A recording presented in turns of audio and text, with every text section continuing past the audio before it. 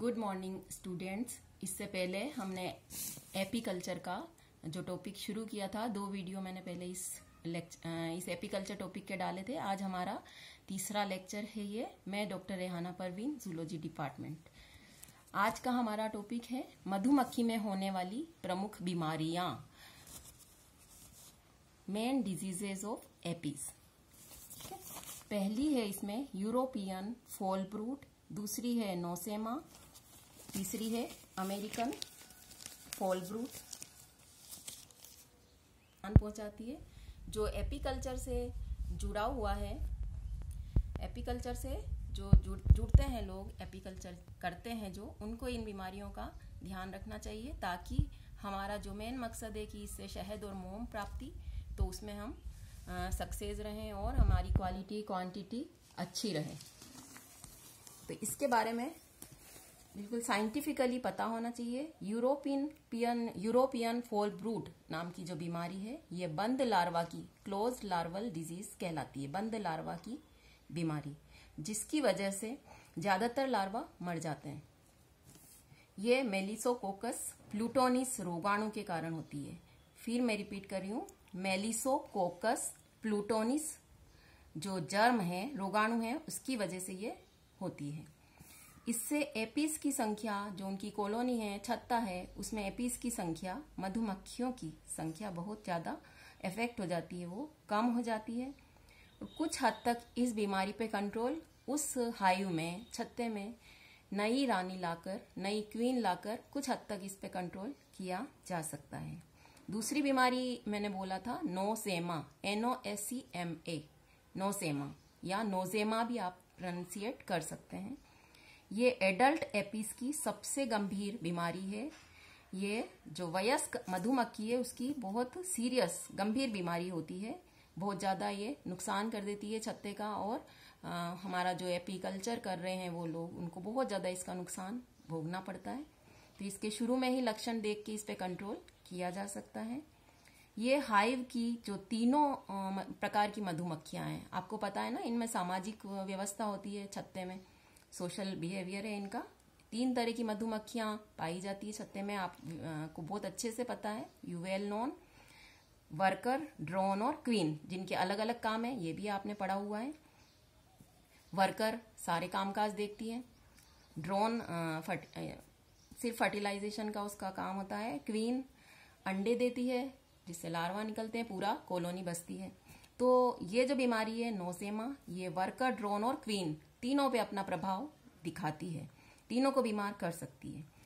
और इसका जो कॉजेटिव एजेंट है, इसका जो मूल कारण है, वो 2 प्रकार के प्रोटोजोन है, नोजेमा एपीज। उस प्रोटोजोन का नाम ही नोजेमा एपीज रखा है, और नोजेमा सेरेन। ये दोनों प्रोटोजोन इस नोसेमा बीमारी के कारण है। I repeat again, Nosema APs और दूसरा है नोसेमा सेरेन। ये रोगाणु या जर्म स्पोर बनाते हैं, बीजाणु बनाते हैं, जिन्हें एडल्ट एपीज अपने खाने के साथ अंदर ले लेती है, ग्रहण कर लेती है, और फिर एपीज सीरियस पेचिश जिसे कहते हैं, डायरिया की शिकार हो जाती है। अब जब ये इसको लूज मोशंस, डायरिया हो गया, पेचिश हो गई, तो कॉलोनी में जगह जगह मल मूत्र त्याग कर देती है। फीकल मैटर जगह जगह इकट्ठा हो जाता है, यहां तक कि उस छत्ते हाइव के बाहर भी ये दिखते हैं फीकल मैटर। तो ये भी एक इस बीमारी की पहचान है कि इस छत्ते में ये वाली बीमारी हुई है। फिर क्या प्रभाव होगा इसका? पूरा छत्ता भी दूषित हो जाएगा, ये कमजोर हो जाएंगी तीनों प्रकार की मधुमक्खियां, वर्कर, ड्रोन और क्वीन, और एपीज वीक होंगी। वर्कर जो है, जिन्हें सारा काम करना है, कोई शहद इकट्ठा करती, कोई रक्षा करती, कोई लार्वाओं का पालन करती, कोई मधुमक्खी के शहद इकट्ठा करती है, तो ये जल्दी थकने लगेंगी, अपना काम प्रॉपरली नहीं करेंगी नोजेमा होने से। और उसके बाद हाइव में, छत्ते में बाहर और अंदर हमें डेड एपीज मिलने लगेंगी, मृत मधुमक्खियां मिलने लगेंगी।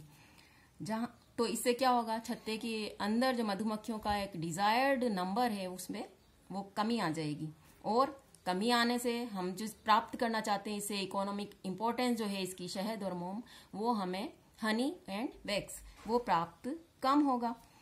तो इसको भी वक्त रहते ही कंट्रोल करना चाहिए, इनके लक्षण देख के।